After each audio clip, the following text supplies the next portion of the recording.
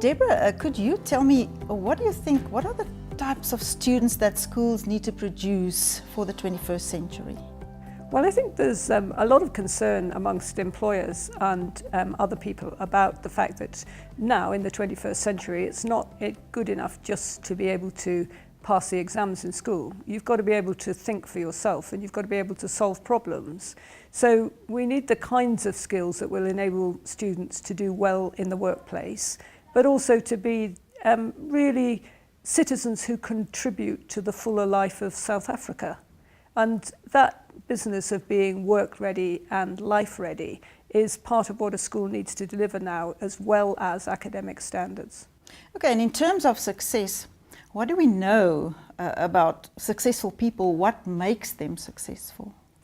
Well, I think we used to think in the past that it was only a relatively small number of people who could be successful because only a certain number of people had the kind of the genes that would enable that to happen. But now we know actually the route to success is more about the kinds of opportunities that you get, the kinds of support along the way, and your own personal motivation.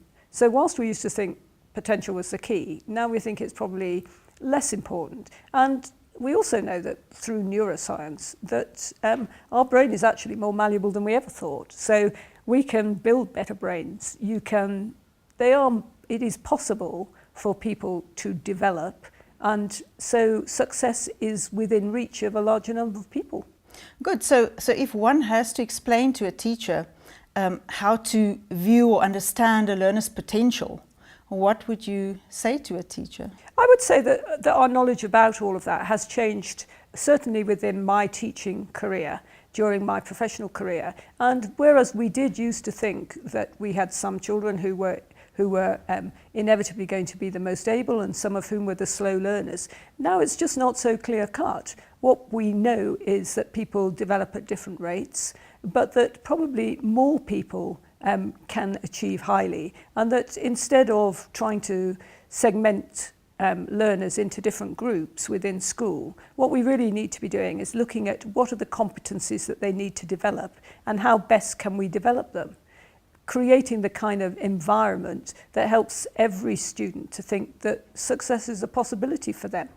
Okay, and linking to the competencies that you just mentioned, what are these competencies that learners need to acquire to attain advanced performance? Well, I think there's two types of competencies, and they're like the kind of DNA. So it's important that you use both parts of them, like the double helix. So one part is a set of competencies that relate to cognitive thinking and development, and they're the kinds of things like logical thinking and creative thinking, generalization, those kinds of characteristics. And then there's a second set of characteristics which are more about values and attributes and attitudes, and they're such things as resilience and perseverance, open-mindedness, a global outlook. And it's not one or the other. Sometimes in education we've thought, well, we've heard about the kinds of competencies that develop a cognitive ability, or we've heard about developing values education. But I think what the route to success is about combining the two. It's the intertwining of the two that leads to success. Because no matter how competent you are in terms of your thinking, if you really, for example, are not resilient and persistent, it's just really of no use to you, because it's a bumpy road to success. Everybody meets obstacles, and if they don't have the persistence and resilience to overcome them, then they're not going to get to success. And in a similar kind of way, if they're not open-minded in the way that they think, then they're just going to go down one particular route, and if that route doesn't work, then they've got nowhere else to go. They need to think flexibly and creatively, and think of a lot of possibilities of ways to proceed. Good. And would you think there are other hidden mechanisms that could support education systems to achieve this advanced performance for all learners? Well, I think that the important thing about the education system is that it has to change so that it expects that kind of advanced performance for all learners, instead of structuring in such a way as to expect that every child is progressing at exactly the same rate. And if a student doesn't progress fast enough, that there's something permanently that is wrong with that child. It's not wrong with that child. They're just performing at that particular time at a level that's behind other people. But the example that I would give you is that if you are thinking about something like learning to drive, some people take a lot of lessons to get to their test. Other people pass their test really very quickly. But it makes absolutely no difference whether you had a lot of lessons or a few lessons to how good a driver you are in the long run. It really doesn't matter how long it takes to get there. It's the destination that matters. And I think in education, we need to be more tolerant about recognizing the destination is the important objective. We have a vision for where we want our students to be. Some students will progress quite rapidly towards that, but we shouldn't dismiss the other students and think they can't get there. We have to look at removing the barriers that stop people getting to success.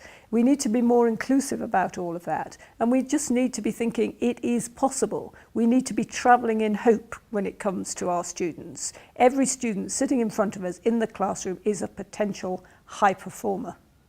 Good. And I have read such a lot about approaches that can advance learning. What would you regard as the best, or might be the best, to advance learning in classrooms? Well, I do think you need to set up particular structures and climate within the classroom. So a sort of starting point is that you do need your students to be actively engaged in their own learning. They need to take control of their learning and self-regulate. So it's important to, if you're going to get advanced learning, to be providing opportunities for students to think for themselves, to problem solve, to research, to undertake the sort of higher level cognitive types of activities as a matter of course. And you know, if you take something like connection finding, which is a higher level skill that you'd want to teach, you don't have to wait till somebody is 14 before you teach connection finding. You can teach it to a 3-year-old.